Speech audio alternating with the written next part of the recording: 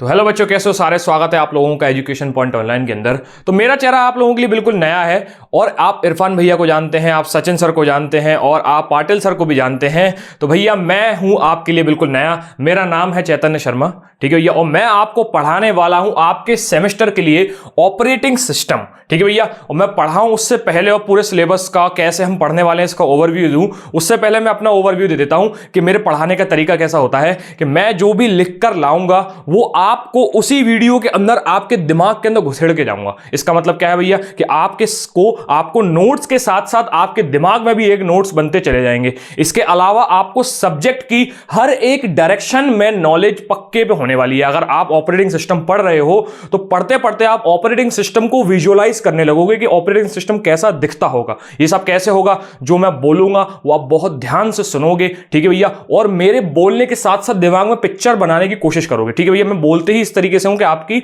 जो दिमाग में पिक्चर बनने लगती है, ठीक है भैया। चलो, तो और क्या होगा भैया, मैं आपको हर एक चैप्टर को पढ़ाने के बाद आखिरी वीडियो उस चैप्टर की होगी आपके प्रीवियस ईयर क्वेश्चन की, ठीक है भैया, कि कैसे क्वेश्चन इस चैप्टर से लास्ट एग्जाम में आ चुके हैं, ठीक है भैया। अब आप ऑपरेटिंग सिस्टम के प्रीवियस ईयर क्वेश्चन ढूंढने जाओगे तो वहां आपको 2 या 3 पेपर मिलने वाले हैं। कहां पर भैया, आरजीपीवी की वेबसाइट पर जाना, जहां पर आप पेपर देखोगे वहां 2 से 3 आपको बस पेपर मिलेंगे और उसके बाद फिर 2020 या उससे पहले के हैं, ठीक है भैया। चलो, तो यहां पर मैं आपको कुछ क्वेश्चंस लेके आऊंगा जो प्रीवियस ईयर आए हैं। न्यूमेरिकल भी कराएंगे, थ्योरी भी कराएंगे, बहुत मजा आने वाला है। चलते हैं एक एक करके, पहले सिलेबस का ओवरव्यू देख लेते हैं कि क्या क्या हम पढ़ने वाले हैं। तो फर्स्ट यूनिट में हम लोग इंट्रोडक्शन देखेंगे ऑपरेटिंग सिस्टम का, ठीक है भैया। अब ऑपरेटिंग सिस्टम होता क्या है एग्जैक्टली मैं आपको अगली वीडियो में लेके जाऊंगा और विजुअलाइज करते हुए दिखाऊंगा कि ऑपरेटिंग सिस्टम होता क्या है, ठीक है भैया। तो कुल मिला के बात यह है कि यूनिट 1 में हम क्या होता है ऑपरेटिंग सिस्टम, ठीक है भैया, उसका इवोल्यूशन कैसे हुआ। जैसे हम ह्यूमन बींग्स हैं, हम लोगों का, इंसानों का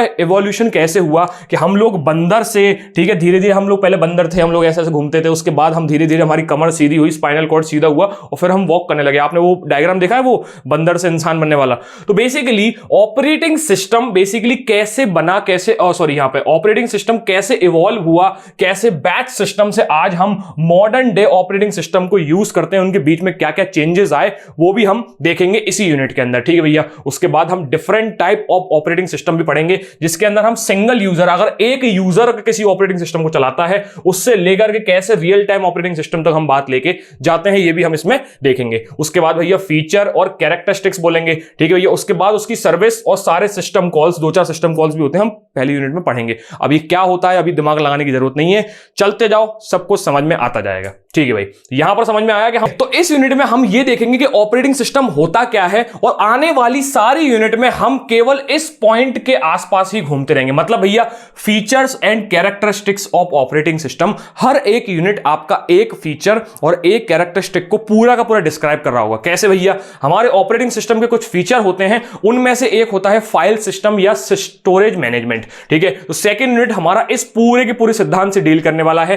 क्या होता है फाइल सिस्टम, हमारा कंप्यूटर कुछ भी जब भी स्टोर करता है तो एक फोल्डर के अंदर करता है। आप जाना, आपने कंप्यूटर के अंदर खोलना, दिस पीसी खोलना, या हो सकता है पुराना वाला कंप्यूटर हो तो माय कंप्यूटर खोलना, तो वहां पर आप जाके देखोगे तो यहां पर आपके लोकल बेसिकली वॉल्यूम बने होंगे, local disk C, local disk E, ठीक है भैया। उसके बाद आप जाओगे, क्लिक करोगे, वहां पर आपको सी पे क्लिक करना तो बहुत सारे फोल्डर देखेंगे, प्रोग्राम फाइल, यूजर, डेस्कटॉप, बहुत सारे फोल्डर्स देखेंगे। तो ये चीज कैसे ऑपरेटिंग सिस्टम मैनेज करता है, उस स्टोरेज को कैसे मैनेज करता है, ये पूरे यूनिट के अंदर हम पढ़ेंगे।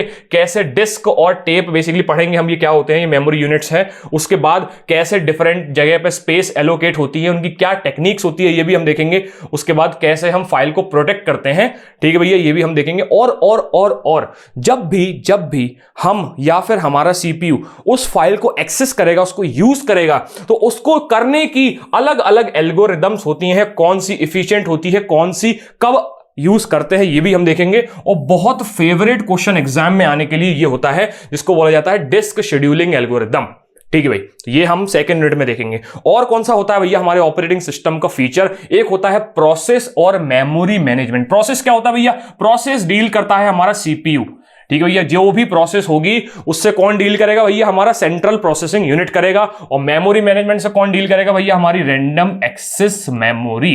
क्या इतनी बात आपको समझ में आई? ठीक है भैया। इसके अंदर रैम और रोम और हार्ड डिस्क के बारे में भी हम पूरा डिटेल में देखेंगे। यहां पर बात है कि प्रोसेस क्या होता है, कैसे काम करती है, कैसे प्रोसेस स्टेट बनती है। मतलब कुल मिला के कहने का मतलब यह है कि जब भी हम किसी फाइल पे डबल क्लिक करते हैं तो डबल क्लिक होने से उस प्रोसेस के स्टार्ट होने तक और उसके बाद क्रॉस वाले बटन से टर्मिनेट करने तक क्या प्रोसेस होती है और कैसे उसको ऑपरेटिंग सिस्टम मैनेज करता है, ये भी हम इस पूरी थर्ड यूनिट के अंदर देखने वाले हैं। ठीक है भैया। उसके बाद कैसे हम अलग अलग शेड्यूलिंग करते हैं। मतलब बेसिकली कुल मिला के कहने का मतलब यह है कि हमने कोई 4-5 प्रोसेस लाइन से भेज दी। किसको भैया? सीपीयू को। सीपीयू क्या करता है भैया? प्रोसेस को रन करवाता है। हमने बहुत सारी प्रोसेस लाइन से भेज दी, तो कौन सी प्रोसेस पहले कब रन होगी, कैसे रन होगी, हो जाएगी तो उसके बाद उसका क्या होगा, ये हम देखेंगे भैया। ये सारी सीपीयू शेड्यूलिंग एल्गोरिथम के अंदर देखेंगे कि कौन सी प्रोसेस हमारी यूज हो रही है, मतलब प्रोसेस हो रही है। ठीक है भैया। कब वो वेटिंग में चली गई, कब उसको हम वापस लेके आए, कब वो टर्मिनेट हो गए, टर्मिनेट होने के बाद उसका क्या होगा, ये सब हम देखेंगे। ठीक है भैया। उसके बाद देखेंगे मेमोरी मैनेजमेंट, मतलब भैया रैम, मतलब हमारी बिल्कुल बेसिकली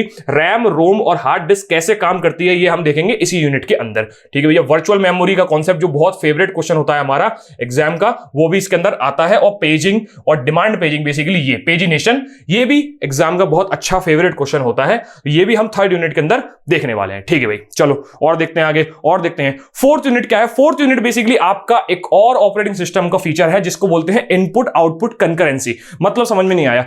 मतलब होता है सिंपल सा, जब आप कीबोर्ड पे कुछ लिख रहे हो और साथ साथ में माउस का यूज कर रहे हो, सिंपल सी बात है। जैसे आप GTA Vice City या GTA 5 का कोई भी गेम खेल रहे हो, तो आप बेसिकली क्या करते हो, कीबोर्ड की कुछ कीज होती हैं, यहां पर होती है WAS। ठीक है भैया। ये कुछ कीज होती हैं यहां पर। ठीक है। और उसके बाद यहां पर आपका माउस लगा रहता है। ठीक है भैया। तो आप क्या कर रहे हो, यहां से अपने आदमी को या फिर गाड़ी को आगे बढ़ा रहे हो, फिर माउस से उस कैमरे को सेट कर रहे हो। कुल मिला के कहने का मतलब ये है, ये आपका एक इनपुट डिवाइस है, ये भी आपका एक इनपुट डिवाइस है। ये दोनों मिलकर एक साथ इंटरेक्ट कर रहे हैं। तो कैसे ये काम कंकरेंट हो रहा है, मतलब एक साथ हो रहा है। क्या इतनी बात समझ में आई? ठीक है भैया। तो ये चीज डील करता है हमारा फोर्थ यूनिट पूरा का पूरा, कि कैसे इनपुट आउटपुट एक साथ कंकरेंसी के साथ काम करते हैं। और एग्जांपल तो भैया, आप यहां पर टाइप कर रहे हो तो एक साथ कितने सारे, देखो लोगों की कितनी तेजी से टाइपिंग की स्पीड होती है। तो हर एक की का स्ट्राइक करना मतलब एक इनपुट सिग्नल जाना। हर एक की का स्ट्राइक करना मतलब एक इनपुट सिग्नल जाना। तो हम एक सेकंड में फट फट फट इतने सारी की दबा देंगे। तो कैसे इस चीज को हमारा कंप्यूटर मैनेज करेगा, ये पूरा फोर्थ यूनिट का हमारा होने वाला है। कैसे एसिंक्रोनस और सिंक्रोनस हमारे इनपुट आउटपुट ऑपरेशंस होते हैं, कैसे पूरी अंडरस्टैंडिंग करेंगे हमारी कंकरेंसी और सिंक्रोनाइजेशन के ऊपर। इसके ऊपर अच्छा सा क्वेश्चन एग्जाम में भी आता है सिंक्रोनाइजेशन के ऊपर, इसको भी हम यहां देखेंगे। और बहुत एक और फेवरेट क्वेश्चन डेडलॉक, इसका थ्योरी प्लस न्यूमेरिकल भी एग्जाम में आ जाता है। ठीक है भैया। ये डील करेगा हमारा फोर्थ क्वेश्चन। और बहुत ही बित्ते सा और बहुत ही फालतू सा चैप्टर है हमारा फिफ्थ चैप्टर, जिसके अंदर हम कुछ केस स्टडीज देखेंगे। और देखो भैया, दो टॉपिक्स हैं, इसके अंदर कुछ नहीं है, बस आपको यहां से इकलौते 2 क्वेश्चंस आते हैं। एक होता है नेटवर्क ऑपरेटिंग सिस्टम और डिस्ट्रीब्यूटेड ऑपरेटिंग सिस्टम, यहां से क्वेश्चन आता है। फिर उसके बाद शायद वो आपसे मल्टी प्रोसेसर को पूछ ले, ऑक्टा कोर, ड्यूअल कोर के बारे में देखा जाएगा। हम लोग आपके लिए बैठे हुए हैं, इस चैप्टर को बड़े आसानी से हम आपको समझाएंगे। और उसके बाद कैसे हम लिनक्स और यूनिक्स की कोई केस स्टडी पढ़ेंगे। बेसिकली कहने का मतलब ये है, इनका कंपैरिजन करेंगे कि कौन अच्छा है, विंडोज अच्छा है, लिनक्स अच्छा है, मैक अच्छा है, या फिर मॉडर्न डे ऑपरेटिंग सिस्टम में क्या क्या फीचर्स होते हैं, ये इन केस स्टडीज में हम लोग देखने वाले हैं। ठीक है भैया। तो आप आज क्यों आए थे, हमको बस यही दिखाने आए थे क्या? पिछली वीडियो में भैया ने हमको ये सब दिखा दिया था। पिछली वीडियो में आपने केवल स्क्रीनशॉट्स लिए होंगे, भैया ने आपको थोड़ा बहुत ओवरव्यू दिया होगा। मैंने आपको यहां पर वो ओवरव्यू दिया है जो आपके दिमाग में एक मैप सेट कर देगा, जो बोलेगा कि मैं ऑपरेटिंग सिस्टम कैसे पढूं और कौन सा चैप्टर मुझे क्या सिखाने वाला है। ठीक है भैया। और दूसरा, हम एक नए टीचर हैं, आपकी जानकारी हमसे भी हो गई होगी। ठीक है भैया। उसके बाद क्या होगा भैया, उसके बाद हम लोग अपनी जर्नी को स्टार्ट करने के लिए आपसे सीताराम जी की जय बोलेंगे। ठीक है भाई। तो मिलते हैं नेक्स्ट लेक्चर के अंदर, जहां पर हम लोग आपकी शुरुआत करने वाले हैं और जानकारी देने वाले हैं ऑपरेटिंग सिस्टम के बारे में। मिलते हैं नेक्स्ट लेक्चर के अंदर, तब तक के लिए सीताराम।